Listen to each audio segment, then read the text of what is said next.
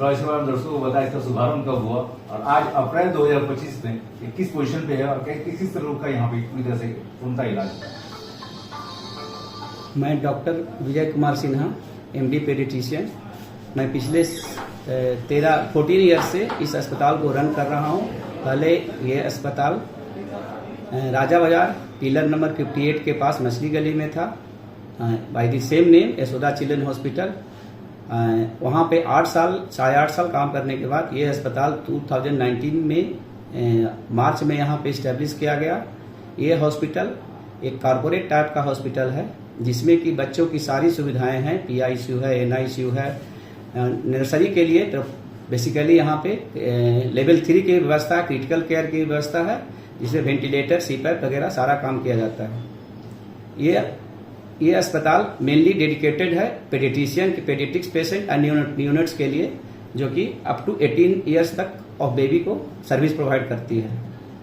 Sir, जिस तरह से आज मीडिया टीम यहाँ पे पहुंची है, दर्शक ये भी जानना चाहते हैं सर कि जिस तरह से मौसम में जिस तरह से परिवर्तन हुआ, ऐसे में सर किस तरह से बच्चों की देखभाल करें, किस तरह के प्रिकॉशन ले और क्या खाद्य पदार्थ दें। ये मौसम जब चेंज करते हैं, ठंड से गर्म, गर्म से ठंड होती है, तो बच्चे को सर्दी जुकाम होने का बहुत ज्यादा पॉसिबिलिटी होता है।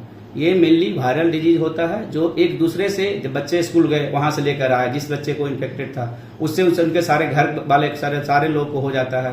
तो ये कंटेजियस टाइप ऑफ डिजीज है जिसमें कि एयरबोर्न डिजीज है, न कि हैंड टू हैंड या न टू खाने पीने से नहीं है, ऐसा नहीं है।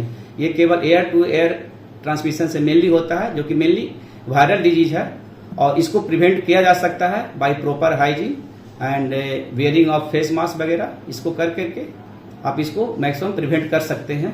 और छोटे बच्चे के लिए पर्टिकुलरली 5 साल 7 साल से नीचे के बच्चे के लिए एक प्रॉपर वायरल के लिए इम्यूनाइजेशन है, इन्फ्लुएंजा वायरस का। वो एक पैनल आती है, 2-4 कंपनी की आती है दवा। ये इनिशियली 6 and 7 मंथ में यही लगाते हैं, लेकिन बच्चे जब बड़े होते जाते हैं तो एनुअल वैक्सीनेशन देते हैं अप टू 7 और 8 ईयर्स। ठीक है, ये प्रिवेंशन का अच्छा तरीका है।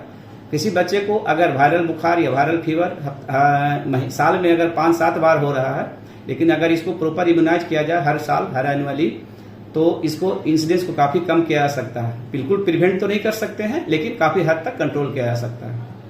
सर, जिस तरह से 2021 में कोविड का पीरियड चल रहा था, ऐसे में सर यशोदा हॉस्पिटल किस तरीके से अहम योगदान दे रहे थे।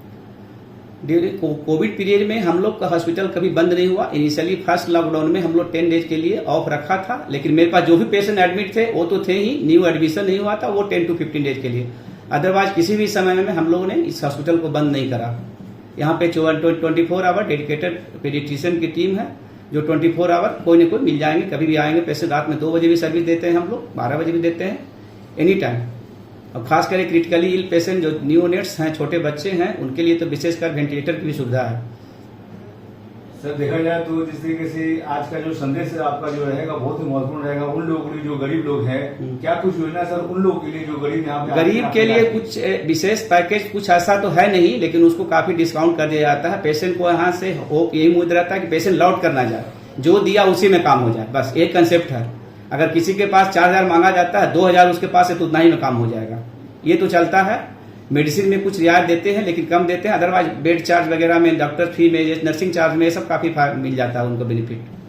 ठीक है सर, एक संदेश स्वास्थ्य पे, बच्चों के स्वास्थ्य को, बच्चे को बिल्कुल हाइजीन मेंटेन कर रखें। बच्चे को अगर जितना हो सके मास्क पहना कर रखें। हालांकि पॉसिबल नहीं है हर बच्चे को हमेशा मास्क पहना कर रखना, लेकिन स्कूल से बच्चे को मैक्सिमम जो कंटामिनेशन होता है, मैक्सिमम इन्फेक्शन होता है, बच्चे स्कूल से ही लाते हैं, खास करके टॉडलर बेबी या स्कूल गोइंग बेबी।